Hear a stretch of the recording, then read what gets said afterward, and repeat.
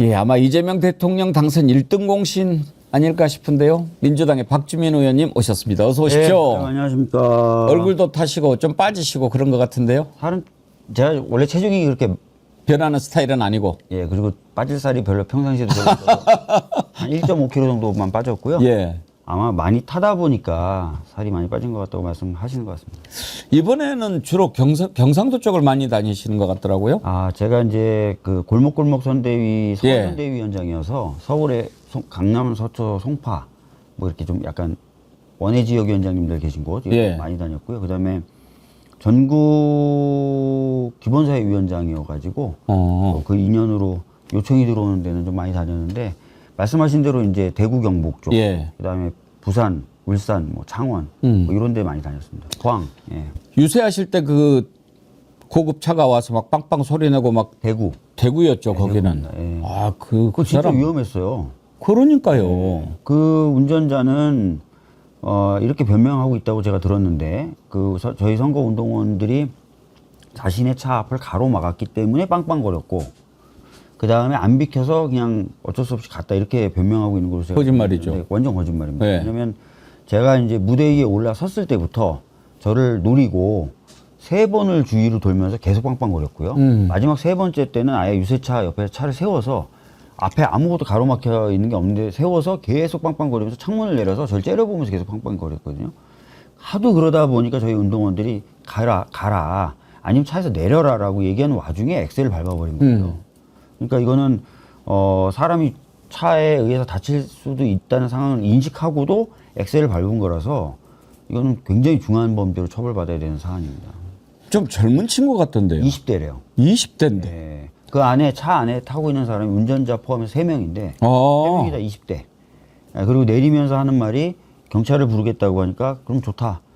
중국 공안을 부르지 말고 한국 경찰을 불러라. 이렇게 얘기했다고 그러고 차에서 내린 운전자는 저희 선거운동원 얼굴을 2차례 가격하는 장면도 촬영이 돼서 그랬는데도 그걸 그냥 풀어줘요. 그러니까 그게 이해가 안 가는 거예요. 아니 고의적으로 노골적으로 선거운동을 방해한 죄도 큰데 그렇게 막 그 부상을 입혔잖아요. 어떻게 보면 그건 5명이 병원에 갔거든요. 살인 의도가 있을 정도까지 보였는데. 굉장히 심각한 상황입니다. 그런데도 그때 막 그 위에서는 잘 저기 하셨어요. 뭐 충돌은 하지 마세요. 네, 경찰에 연락하면 됩니다. 이렇게 보내줘라. 예. 영상 다 찍혔으니까 했는데 이제 그 운동원들 입장에서는 좀 내리게 하고 싶었던지 아니면 여러 가지 문제제기 때문에 잘 그게 안 됐어요. 근데 아무리 그쪽 지역이라고 하더라도 그건 절대 그래서는 안 되는 거 아닙니까? 실제로 제가 그 일이 있은 다음에 그것이 알려진 뒤에 문자를 한 150개 이상 받았는데 대구 지역 분들이세요. 대구 사람들은 그렇게 안 한다. 대구를 그렇게 오해하지 말아라. 이런 말씀 많으셨고 그다음에 민주당이 또 제가 대구나 경북을 포기하지 말아달라고 해서 제가 일주일 뒤에 다시 대구를 내려갔거든요. 그때는 또 굉장히 또 따뜻하고 뜨거운 분위기 속에서 제가 유세 인사를 했고 어제 그래서 다시 한번 대구를 내려가서 선거 끝났으니까요. 다시 당원들, 시민들 만나 뵙고 그렇게 했습니다. 그러셨군요. 제가 기억나는 게 또 한 친구는 와가지고 계속 승수 효과가 설명하라고 막 그런 친구 있었잖아요. 그 어디였어요, 거기는? 승수 효과를 설명하라기보다는 이제 호텔 경제학을 호텔 경제학이었나요? 얘기한 거고요. 네. 근데 제가 이제 대화하는 과정에서 보니까 승수 효과가 뭔지, 그다음에 한계 소비 성향이 뭔지를 잘 분간을 못 하시더라고요. 네. 그래서 설명을 했더니 그건 아니라고 해서 그러면 당신이 생각하는 호텔 경제학 승수 효과에 대해서 설명해봐라 했더니 설명을 못 해요. 근데 뭐 지가 아는 것처럼 뭐 저는 제일로 충격받았던 게 그때 의원님한테 대학 어디 나왔냐고 물어봤다는 거 아니에요. 맞아요. 그걸 왜 카메라가 물어봤을까요? 없어지니까 대학 어디 나왔냐고 자꾸 물어보더라고요. 네. 제가 바로 대답할 수 있었는데 바로 대답해봤자 별로 재미없어요. 거시기하잖아요. 어느 정도 대학을 나와야 뭐 정치를 하는데 적합하다고 생각하냐 그랬더니 뭐 그래도 서울대 정도는 나와야죠 이렇게 얘기하시길래 제가 바로 말씀드렸죠. 저는 서울대 법대 출신이고 40 패스했고. 근데 왜 그걸 물어봤을까? 난 그러니까. 그게 좀 궁금해요. 이제 어떻게 보면 민주당 의원들은 민주당에 대한 혐오 프레임 중에 하나가 뭐 어떤 경제 생활이나 이런 것들 안 하는 사람이 많다라든지 뭐 그래서 물정을 모른다든지 이런 평가들이 좀 있잖아요. 아마 그거에 이제 강력하게 이제 뭐 인식적인 영향을 받으셨나 봐요. 그래서 물어본 거예요. 같아요. 뭐 알지도 못하는 놈들이 정치한다 그러냐 뭐 이러면서. 근데 제가 이제 대학을 제가 딱 얘기하자마자 그냥 바로 주춤하더라고요. 아유, 그 스스로 좀 부끄러워해야죠. 예. 근데 그 일이 있은 뒤로 예. 그 일이 알려진 뒤로 한 두세 분이 저를 계속 쫓아다니면서 호텔 경제를 물어보시죠. 근데 그럴 때마다 제가 대답을 잘 해드렸더니 또 쭈뼛쭈뼛하고 가시고 이랬는데 저는 그런 거는 이제 안 하셨으면 좋겠어요. 그러게요. 예. 어떠십니까? 이번에 돌아보시니까 대구, 경북, 부울경 사실 이번에 출구조사에서는 울산이 디비진 걸로 나와가지고 좀 기대를 많이 했는데 결국은 다 돌아갔지만 그래도 어떤 변화의 어떤 희망이라고 그럴까? 그런 거는 좀 보셨나요? 그러니까 두 가지 측면입니다. 하나는 이제 방금 말씀하셨던 것처럼 능동적 차원에서의 변화의 흐름이 있어요. 그러니까 아 이제는 좀 바뀌어야지라고 생각하시는 분들이 계시고 또 하나는 수동적 의미에서의 변화 가능성인데 특히 자영업자분들은 못 살겠다는 거예요. 너무 힘들다는 거예요. 그래서 그분들 같은 경우에는 뭐 2번을 지지한다는 말씀 안 하세요. 대구조차도. 그냥 민주당이 이런 점 때문에 좀 그렇다라는 얘기를 하실 정도지 내가 2번이 계속 해야 된다고 생각해. 나는 2번을 지지해. 이렇게 얘기하시는 분을 제가 자영업자분 중에 만난 분이 없습니다. 제가 영천, 구미, 대구 다 시장도 가보고 상점도 가보고 다 했거든요. 근데 그런 말씀 하시는 분도 없으시고, 그래서 제가 보기에 아, 이분들도 한계에 왔구나. 뭔가 바뀌어야 된다고 생각하는구나. 근데 아직 민주당이 낯설고, 민주당이 약간 그동안 들어왔던 얘기에 따르면 약간 무섭고, 그렇구나. 이분들을 조금만 더 하면, 좀 바뀌게 만들 수 있겠구나. 국민의힘이 오판하고 있구나, 오히려. 저는 그런 느낌이 많이 들었습니다. 예. 변화가 생겨야죠. 그런데 저는 기대를 갖는 게요. 이번에 이재명 대통령이 지금처럼 쭉 하면 아, 우리가 정말 잘못 생각했구나. 그렇구나라고 깨닫는 사람들이 늘어나지 않겠습니까? 그럴 겁니다. 그럴 거예요. 그러면은 자연스럽게 그렇게 해서 되는 거지. 뭐 100번 이야기하면 뭐 하겠습니까? 맞습니다. 예. 그래서 사실은 우리 당 의원들도 그렇고 뭐 대통령님도 그렇고 또 우리 지지자들도 그렇고 다 하시는 말씀이 잘하자. 잘해서 민주당 정부로 바뀌니까 너무 좋다는 점을 체감하게 만들자. 예. 그것이 가장 빠른 설득 방법이다. 이렇게 지금 생각들을 하고 계시고 예. 특히 그래서 부산 대구 쪽에서는 기대하는 바가 커요. 왜냐하면 대통령님이 워낙 행정에 관련돼서는 또 집행에 관련돼서는 신속하고 결단력이 있으시잖아요. 그동안 안 되었던 공약들 신속하게 집행될 거다라는 기대가 있고 특히 부산은 해수부 이전 이게 굉장히 파장력이 있었던 공약이었는데 대통령님이 이제 첫 국무회의 때 바로 해수부 이전 검토하라고 지시하니까 반응이 되게 뜨거웠대요 부산에서. 약속을 지키는. 예. 그러니까 그런 것들을 이제 보여드리고 실제로 그런 것들이 성과로 나오고 그러면 뭐 2, 3년 후에는 많이 바뀔 거다 이런 느낌이 듭니다. 예. 오시면 이제 그것부터 여쭤보려고 그랬습니다. 6월 18일 날 이제 파기환송심 날짜가 잡혀 있었는데 연기됐죠? 고법에서 추후 지정했잖아요. 네. 그런데 난 처음에 이걸 언론 제목만 보고는 연기는 무슨 연기야 그랬는데 헌법 84조를 얘기를 하면서 연기했단 말이에요. 일정을 아예 안 잡은 거예요. 예. 예. 이것은 헌법 84조 재직 중 형사사고 소추를 받지 아니한다에 재판도 포함됐다라고 하는 것을 고법이 인정한 거다라고 보면 되죠. 인정한 겁니다. 그 헌법 84조에 따라 재판 진행도 멈추기 때문에 예. 특정한 일자를 잡아서 연기한 게 아니라 언제가 될지 모르겠다. 나중에 지정하겠다. 예. 이게 추후 지정이거든요. 대통령 재직 중에는 안 하겠다. 안 하겠다 이런 거죠. 예. 근데 판사들은 자기 임기가 2년이잖아요, 보통. 2년 있으면 옮기고 하잖아요. 그러니까 2년 후에 뭐 잡는다, 뭐 3년 후에 잡는다, 뭐 아니면 5년 후에 잡는다 이 얘기를 못 하니까 예. 자기 사건이 아닐 수도 있으니까 그냥 추후 지정으로 해놓은 겁니다. 예. 그러면 그런 점에서 지금 민주당이 12일 날 형사소송법 개정안 지금 통과할 방침이시죠? 통과시킬 계획이시죠? 더 논란이 없어진 거죠. 예.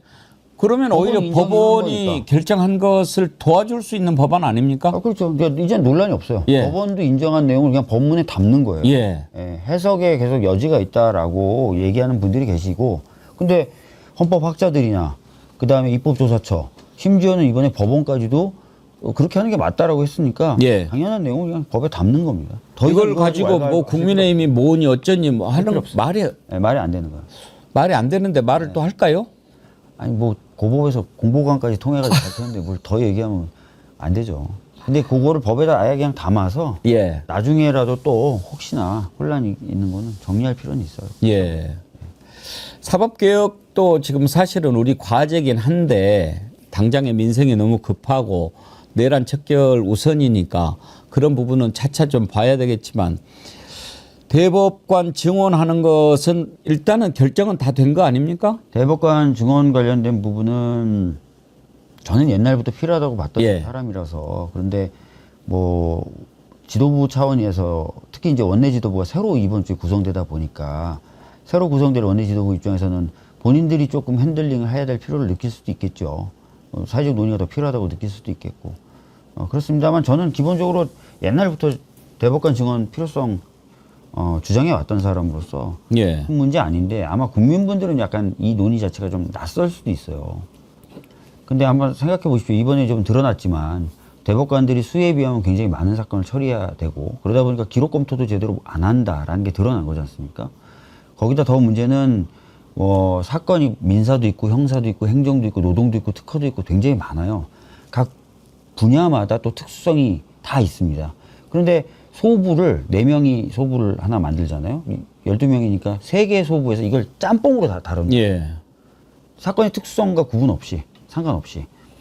근데 이제 이렇게 되면은 개별 사건의 특성을 제대로 살려서 판단을 못 합니다. 그래서 저는 이왕이면 민사만 전담하는 소부 2개, 뭐 형사만 전담하는 소부 2개, 노동 사건 특수성이 있어서 과거에 노동법원도 만들자고 얘기가 나왔으니까 노동소부도 하나, 특허는 지금도 특허법원이 있습니다. 특허소부도 하나, 뭐 이런 식으로 행정법원이 따로 있잖아요. 행정소부도 하나. 그럼 대략 한 7개 소부가 필요해요. 그러면 대법관, 소부에 들어가는 대법관만 4명이 한 팀이니까 28. 거기다가 뭐 법원행정처장 선관위원장 하니까 30명, 31명. 요 정도 되면은 적당히 사건이 특성별로 다뤄지면서 충실하게 심사될 수 있는 기반을 갖출 수 있지 않을까.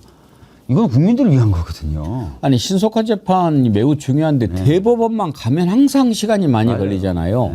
제가 옛날에 그런 얘기 들었어요.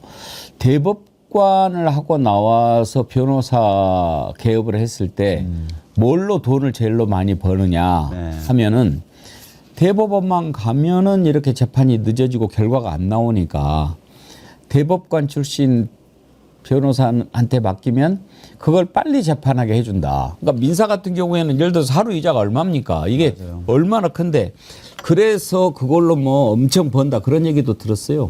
그러니까 사실은 지금 현재 대법의 어떤 사건 심리 속도를 빠르게 해야 된다는 이유의 그 명분에 대해서 다 동의하거든요. 과거에 근데 대법원은 그 문제를 해결하기 위해서 대법관 증언보다는 상고법원이라는 중간에 하나의 프로세스를 더 만들자라고 얘기를 했고, 근데 그걸 최근에 접고 본인들도 대법관 숫자를 늘리자고 주장을 했어요. 작년부터.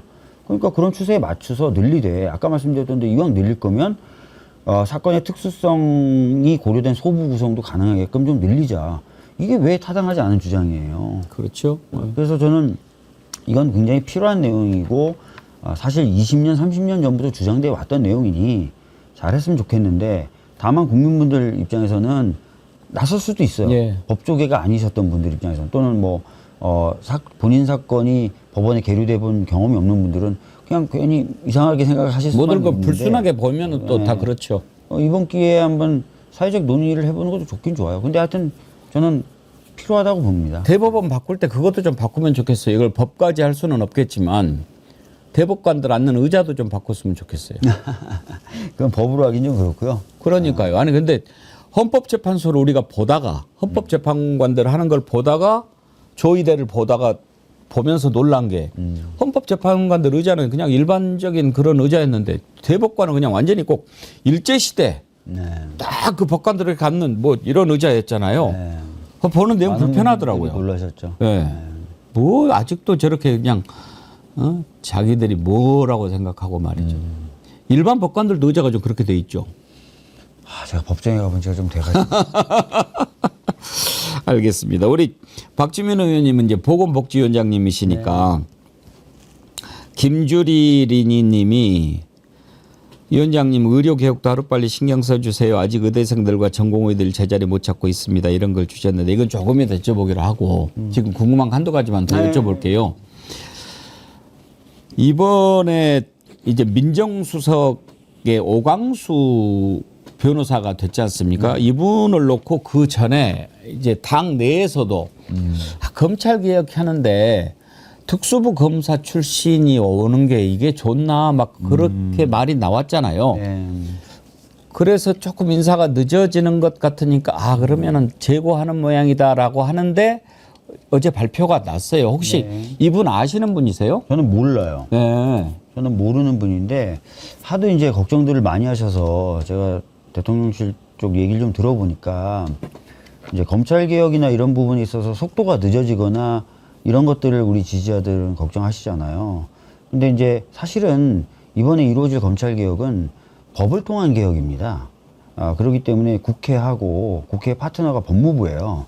국회하고 법무부가 딱 하면 됩니다. 그래서 법무부 장관하고 국회 법사위가 하면 되는 거고, 두 번째로 수석은 사실 마음에 안 들면 대통령이 언제든지, 죄송한 말이지만 날린다는 표현을 좀 쓰겠습니다. 날릴 수도 있는 거예요. 예. 그래서 뭐 우리 이재명 대통령님을 믿으신다면 그런 부분에 있어서는 크게 걱정 안 하셔도 될 것 같아요.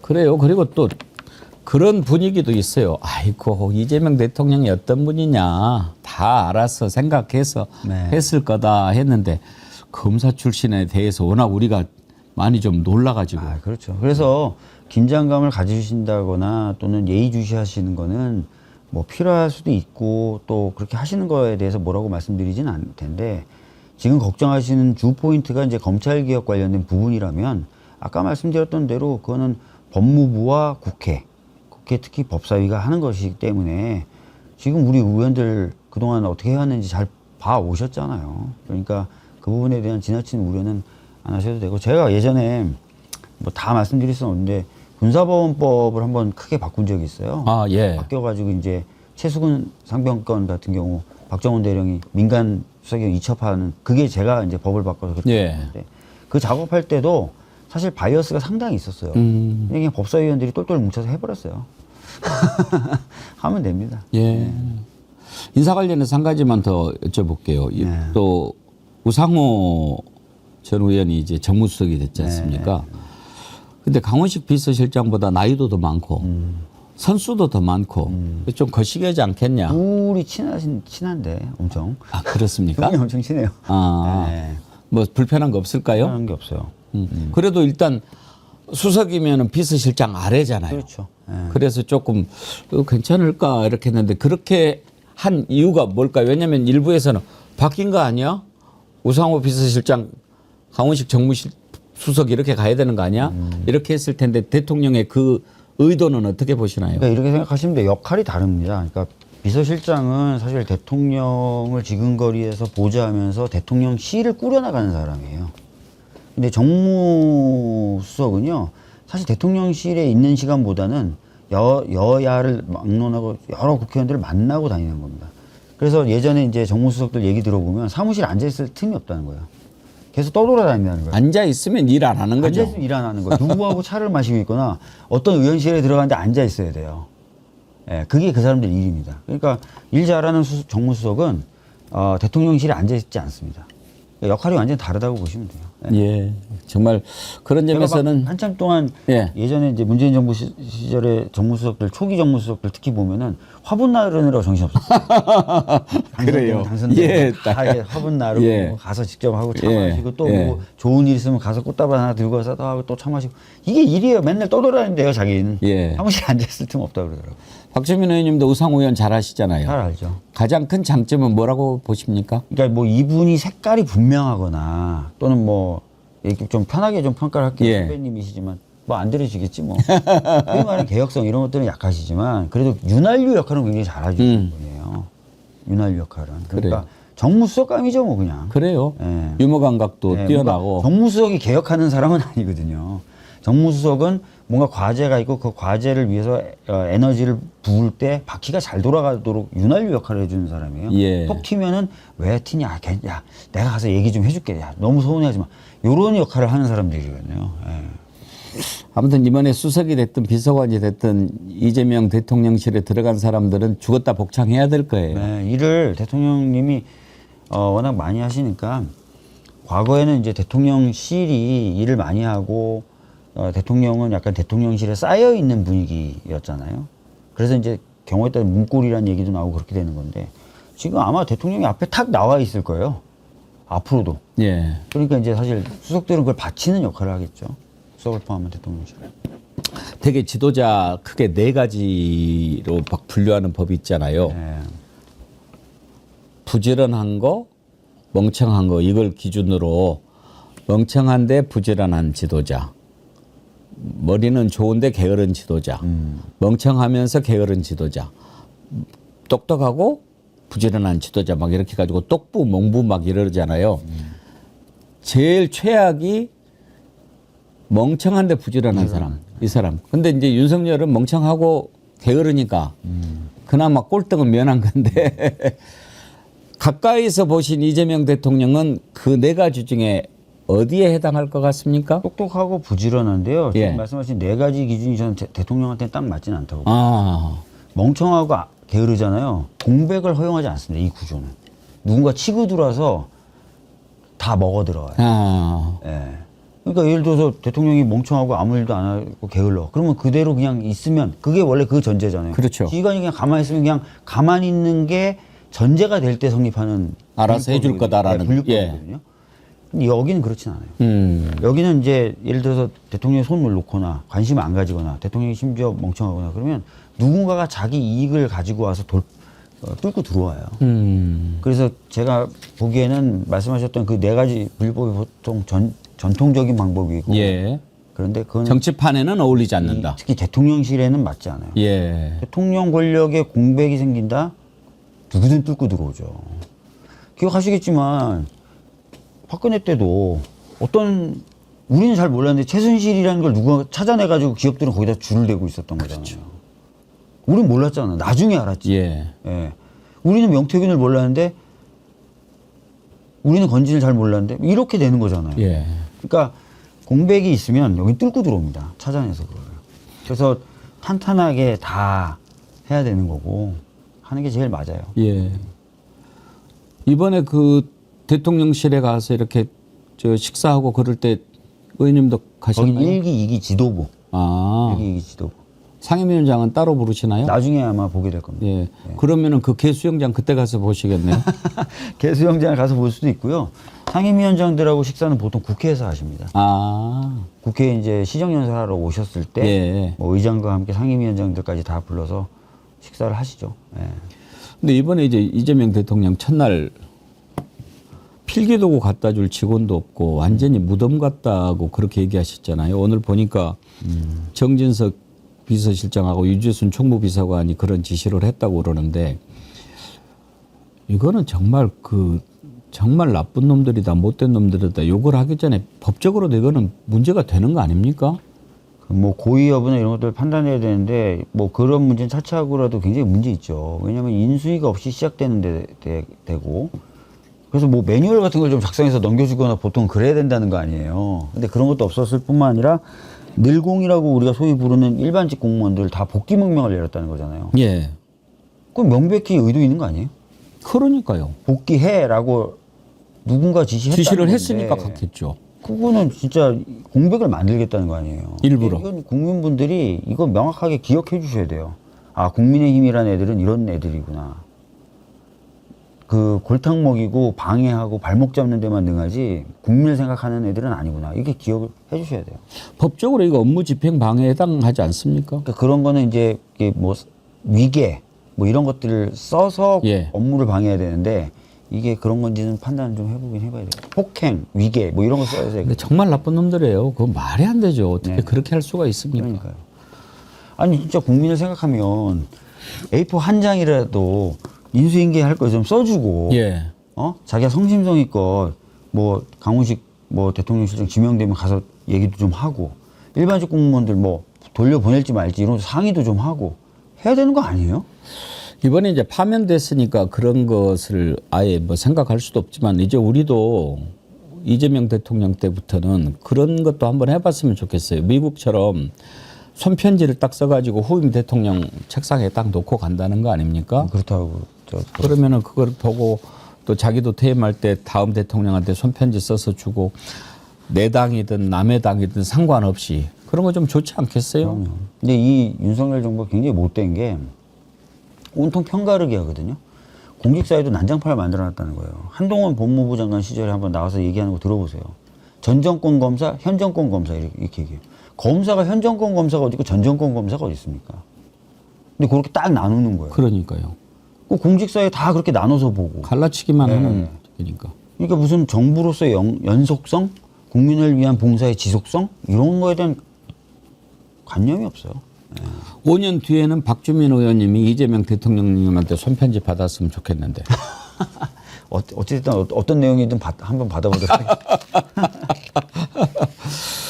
적어도 하나 여쭤볼게요. 지금 이준석 의원이 대선 기간에 했던 그 말 때문에 지금 제명해야 된다라고 하는 여론이 많고 청원이 80만인가가 넘었어요. 어떻게 해야 될 거라고 보십니까? 청원이 그 정도로 많이 들었으면 심사해야죠. 심사해야 됩니다. 일단 5만 넘으면 무조건 하게 돼 있지 무조건 않습니까? 하게 돼 있어요. 그런데 80만이 넘었다라고 하는 것은 여론이 보통이 아니라는 건데 제명까지도 검토를 해야 된다고 그 생각하십니까? 부분은 이제 심사를 하면서 해야 되는데 만약에 저희가 지금 심사도 안 되는데 결론은 제명입니다 이러면서 하면은 좀 그래서요. 예. 청원이 들어온 만큼 또 많은 국민들이 청원에 참여하신 만큼 법에 따른 청원 심사 절차는 진행돼야 된다고 봅니다. 근데 왜 그렇게까지 했을까요? 이준석. 예. 뭐 들리는 얘기로는 기자들에게 평상시 그 얘기를 계속 하면서 마치 자기가 이런 거 문제제기 할 것처럼 얘기했다라는 얘기도 들려오잖아요. 그러니까 뭔가 기획하고 의도를 한 것 같은데 기획하고 의도한 목적은 우리 대표의 어떤 도덕성이나 이런 측면에서 타격을 주겠다. 또 반대로 자기는 지지층을 결집시키겠다. 뭐 이런 생각이 있었겠는데 굉장히 얄팍한 노림수였고 그리고 정치를 그렇게 혐오 또는 뭐 이런 걸로 정치를 하는 건 저는 맞지 않다고 보고요. 근데 이 친구 하는 거 보면 꼭 단순히 뭐 이렇게 하면 이렇게 될 거다가 아니고 또 한 번 더 꼬아가 생각하고 막 이렇게 사는 그런 스타일이라서 맞아요. 그냥 했지는 않았을 거다. 아니 그래서 권영구 후보를 이용해서 질문하잖아요. 그러니까요. 그러니까 되게 오랫동안 준비한 것으로 보여지고 집단에는 이거를 하면은 우리 후보에게는 결정적 타격을 준 동시에 자기 쪽에는 지지층이 결집하면서 논의되고 있던 단일화에서 자기가 우선권 또는 우위권을 점할 수 있을 것이다. 회심의 한 수다. 이렇게 생각했을 것 같아요. 그런데 우리 국민이 그렇게 녹록지 않고 그런 식으로 어떤 혐오를 조장한다거나 그런 식으로 그 안티만으로 정치하는 거에 대해서 찬성하는 국민이 많지 않다는 거죠. 그리고 이준석에 대해서 젖잘싸다라고 평가하는 기자분들이 계신데 절대 아니에요. 혐오를 자극해서 표를 얻으면 그게 잘 싸운 겁니까? 그러니까요. 아니 그러면 뭐 제가 정치하러 나서서 온갖 혐오를 총동원해서 제가 10% 얻으면 제가 잘 싸운 거예요? 그럼 다들 그렇게 정치해야 됩니까? 멍청한 판단이라고 저는 생각합니다. 예. 예, 정정합니다. 80만이 아니고 40만. 예, 40만 명을 넘어섰다고요. 예. 기자분들에게 너무 세게 얘기한 거예요. 하여튼 젖잘싸로 평가하는 건 아니에요. 이게 어떻게 잘 싸운 거예요? 말도 안 되는 거죠. 말이 안 되죠. 그럼 예전에 지역 감정 자극했던 사람들 다 잘 싸운 겁니까, 그게? 그리고 예전에 미국에서 흑백 갈등 일으켰던 사람들 잘 싸운 거예요? 말도 안 되는 평가 기준을 가지고 와서 잘 싸웠다, 졌지만 잘 싸웠다. 졌고 잘못 싸웠다고 얘기해줘야죠. 싸워서는 안 되는 방식을 썼다라고 명확하게 선언해줘야죠. 제가 예전에도 언론에게 계속 얘기하는데 내란이 벌어졌고 헌정질서를 침해하고 있는데 내란 세력의 얘기를 마치 논의할 가치면에 있어서는 동등한 가치가 있는 것처럼 똑같이 다뤄주잖아요. 그러니까 국민분들이 헷갈리시죠. 안 되는 건 안 되는 거예요. 지금도 그럼 뭐 아동노동하고 뭐 이래야 됩니까? 인종차별하고 그래야 돼요? 그러니까 안 되는 건 안 되는 겁니다. 그런 주장을 하면 안 되는 주장을 하면 안 된다고 얘기해 줘야 돼요. 그리고 혐오를 이용해서 자꾸 표를 가져가려는 사람들은 부당하다, 잘못됐다, 자제돼야 된다 이렇게 얘기를 해야죠.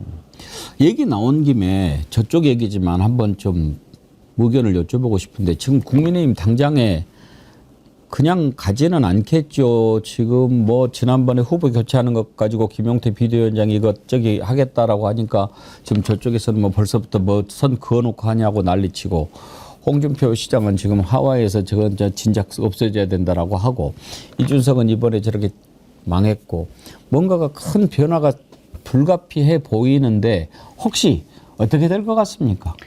사실은 이제 저도 이제 몇몇 의원들, 국민의힘 소속의 의원들하고 나눠보면 내부적으로 자신들 정당이 현재까지 취해왔던 태도들 크게 보면 두 가지죠. 하나는 내란에 대해서 취해했던 입장하고 지난번 경선 과정을 관리했던 부분에 대해서 문제가 상당하다고 인식하는 의원들이 많아요. 그리고 전당대회 등을 통해서 그런 문제가 바로잡히길 원하는 의원들이 있습니다. 그런데 만약에 전당대회 등을 통해서 이게 안 잡혔다, 바로 안 잡힌다, 뭐 그러면은 뭐 나와야 되는 거 아니냐 이런 얘기까지 하는 의원들, 예. 이제 좀 상당한 내용이 있을 것 같고요. 아까도 말씀드렸지만 대구든 경북이든 다녀보면 국민의힘이 잘한다, 그래서 난 국민의힘을 지지한다는 시민들은 없습니다. 거의 없어요. 제가 만나고 진짜 시장 바닥에 계신 상인분들, 상점 계신 분들 다 한번 말씀 들어보십시오. 제가 진짜 다니면서 저한테 막 욕을 하시는 분조차도 국민의힘이 잘하니까 국민의힘 찍는다고 얘기하신 분은 못 만나뵀어요. 죄송한데. 그러니까 이런 현재 상황들을 면밀하게 좀 듣고 또 자기네들이 해왔던 일들이 법과 원칙에 맞는지도 한번 살펴보고 판단을 해야 될 거예요. 그게 안 되면 아까 말씀드렸던 대로 내부 에너지도 있고 시민들도 더 이상 국민의힘이 잘한다, 나 국민의힘을 그냥 국민의힘 잘해서 지지, 이런 게 없고 이 후가가 있을 거예요. 내외의 이 에너지에 의해서 뭐 큰 뭔가 있을 것 같습니다. 제가 봤을 때. 사실 잘 아시겠지만 제대로 된 보수 정당, 그러니까 반대 야당이 제대로 된 당이 있어야 정치를 위해서는 더 나은 거 아닙니까? 맞습니다. 이렇게 엉터리 같은 정당이 있는 것보다.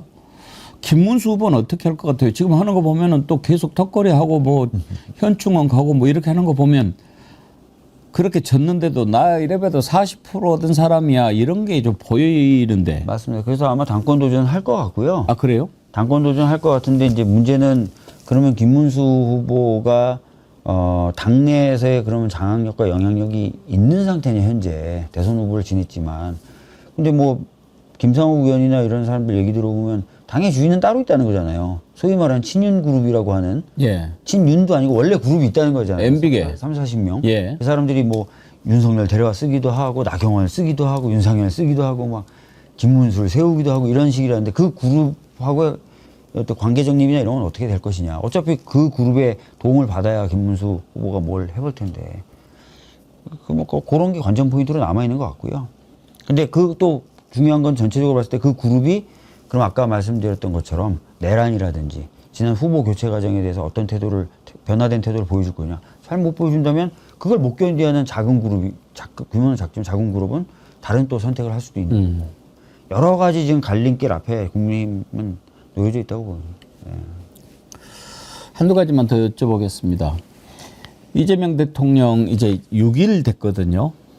보면서 많은 국민들이 기대를 갖고 오늘 나온 여론조사도 보면 60% 이상이 잘할 거다 이렇게 하는데 여러 가지가 있지만 박주민 의원님 보시기에 이거는 정말 마음에 든다 하는 거 하나를 꼽으라면 뭘 꼽으시겠습니까?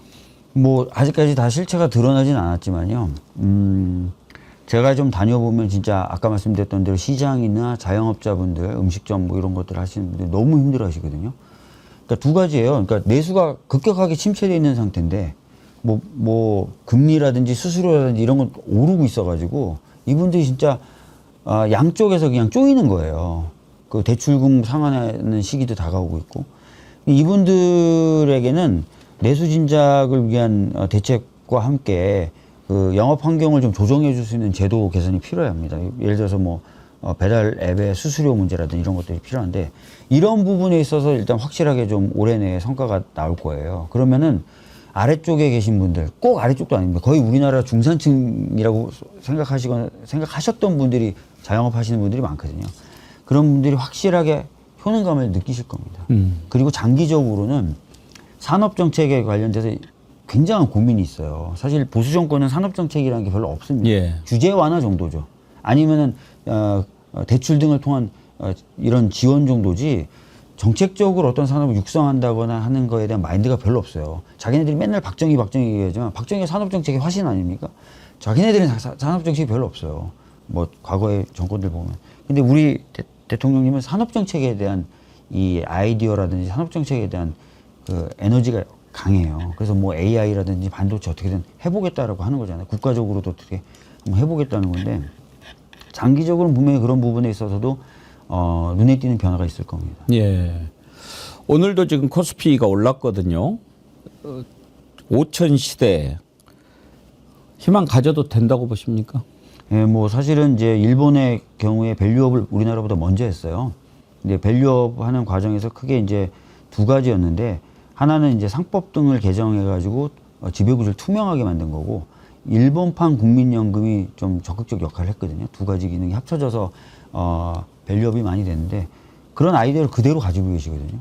근데 이상하게 우리나라에서는 밸류업 하겠다고 일본 아이디어 갖고 오면서 윤석열 정부 때 이상하게 예. 이상하게 한 건데 하여튼 제대로 된 밸류업 정책들을 쓰시겠다고 했고 무엇보다도 한반도의 지정학적 리스크는 빠른 속도로 해소해 나갈 수 있거든요. 보수 정권보다 저희가 그런 것들이 합쳐지면은 뭐 당장 5천까지는 아니더라도 꽤나 좀 상승장의 안정장 오지 않을까 싶습니다.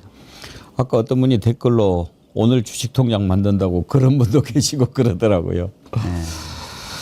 끝으로 이제 의료 개혁 문제 이거 참 중요한데 그래도 전공의들 많이 돌아왔지요. 솔직히 말씀드리면 이제 그렇게 많이 돌아오진 않았고요. 그런가요? 여전히 돌아와야 되는 상황이고 의대생들 같은 경우도 뭐 통계 수치가 좀 다르긴 하지만 더 많이 돌아와야 되는 상황입니다. 새 정부가 출범했으니까 사실은 지난 대선 기간에도 저는 계속 접촉을 했거든요. 근데 사실 대선 기간에는 상대방이라고 할 수 있는 의료계에서 보기에는 확정적 대화 상대는 아니잖아요. 그렇죠. 그러니까 이제 이번 주 다음 주에서 또 계속 만나기로 했거든요. 만나면서 좀 더 얘기를 좀 풀어보고요. 무엇보다도 의대생들은 아직 교육을 받고 있는 과정이고 의사 면허도 없는 친구들이니까 그분들의 어떤 교육 환경 개선에 대한 열망이나 이런 것들 타당한 부분이 굉장히 많거든요.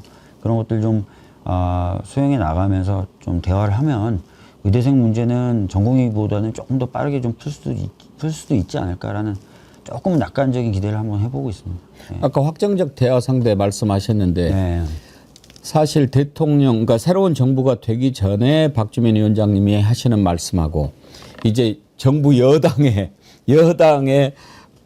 복지위원장으로서 보건복지위원장으로 말씀하시는 거하고 이제 무게가 다를 거 아닙니까? 다르죠. 거의 뭐 해결책을 기대를 하고 있을 것 같은데 낙관하십니까? 사실 이제 제가 물밑으로 상당히 많이 접촉을 했고 아까 말씀드렸던 대로 대선 기간 중에도 의대생 뭐 전공의 의협 관계자들 계속 만났고 이제 또 계속 만나거든요. 기존 정부에 대한 불신감이 굉장히 컸었던 측면이 또 있거든요. 대화가 안 됐던 측면 중에. 일단 그런 부분은 해소가 된 거 아니겠습니까? 그리고 그동안 저희 당에서 보여줬던 합리적인 태도들 이런 부분에 대한 기대도 좀 있어요. 그래서 잘 좀 만들어 보면은 어느 정도 가닥은 좀 더 잡을 수 있지 않을까 그런 생각이 듭니다. 과거에는 뭐 제가 이제 많이 만나도 결국 정부가 해야 될 역할에 있어서 그렇죠. 저희가 해답을 못 드렸거든요. 예.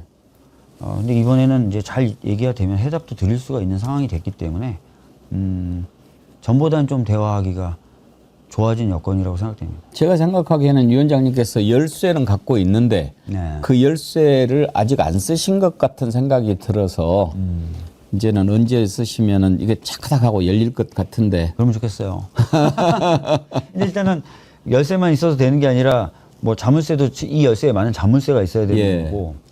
근데 이제 정부가 아까 말씀드렸던 대로 이제 우리 정부가 된 거고, 우리 대통령님을 포함한 우리 정부 관계자들은 굉장히 합리적인 사고와 유연한 사고 또 실리적인 사고를 하기 때문에 황당하잖아요. 무슨 의료 정책도 이념적으로 해요. 2,000명 근거 뭐야? 그냥 2,000명. 좀 말이 안 되지 않습니까? 그런 상황은 매우 다른 상황에 접어들었다 이렇게 보시면 될 것 같습니다. 알겠습니다. 오늘 말씀 감사드리고 여당의 중진 의원이시고 또 상임위원장이시고 그런데 저는 우리나라 사람들 참 빨리빨리잖아요. 네. 근데 그 빨리빨리가 사실은 우리나라 성장의 원동력이 되기는 했지만 네. 또 부작용도 많았고 허니문 기간을 좀 줘야 되는데 인수위원회도 없이 지금 시작하지 않았습니까? 인수위원회도 없었을 뿐만 아니라 경제도 굉장히 내수가 10분기 연속 침체된 상황이었고요. 경제적으로도 굉장히 내란 이후에 특히 KDI나 한국은행이 경제 성장률 전망치를 올해 0.8% 낮춰 잡았어요. 1.6%에서. 1.6%도 낮은데 그걸 0.8로 반토막을 냈어요. 이게 IMF 당시의 경제 성장률 전망치거든요. 이 상황에서 정부를 받은 거예요. 넘겨받은 거예요. 그러니까 그냥 김대중 대통령 당시에 김대중 대통령님이 등장했을 무렵 그때 온 국민이 힘을 합쳐서 위기를 극복했을 그 무렵 그때라고 보시면 됩니다. 예. 그래서 우리 국민들한테 좀 한 말씀 해주시면 국민들이 좀 좋아하실 것 같아서 좀 뭐 기다려 주시라든지 믿어 달라든지 뭐 어떤 그런 말씀을 좀 나오시면 한 말씀 해주십사 부탁을 드리는 겁니다. 제가 이제 지난 금요일 날 이제 공개가 됐긴 했지만 그 전에 좀 토론을 했을 때 교수님 정치학과 교수님이 하셨던 말씀인데 그거대로 저희들이 하겠습니다. 굉장히 성실하고 열심히 일을 하고 과정마다 국민들께 소상히 설명을 드리겠습니다. 되면 되는 대로 또 안 되면 안 되는 대로 설명을 드리고 그렇지만 안 된다고 해서 포기하지는 않고 여러 가지 다양한 방법을 찾고요. 그런 식으로 해서 정권이 바뀌었다. 그리고 그로 인해서 효과가 있다라는 걸 체감해 드리도록 하겠습니다. 다만 엄청 빠를 것이다. 요거는 현재 상황상 조금 어려울 수도 있습니다. 하지만 아까 말씀드렸던 대로 진행되는 과정 단계마다 설명도 드리고 소통도 하고 할 테니까 궁금하시거나 뭐 의견 있으면 얘기해 주시고 또 소통하면 되니까요. 그런 식으로 꾸준히 잘 한번 해보겠다는 말씀을 드리겠습니다. 네. 기대합니다. 그것이 많은 분들이 박주민 의원님을 존경하는 이유입니다. 예. 열심히 하겠습니다. 감사합니다. 또 뵙지요. 네, 네. 알겠습니다. 오늘 말씀 고맙습니다. 네. 깨어있는 시민의 조직된 힘입니다.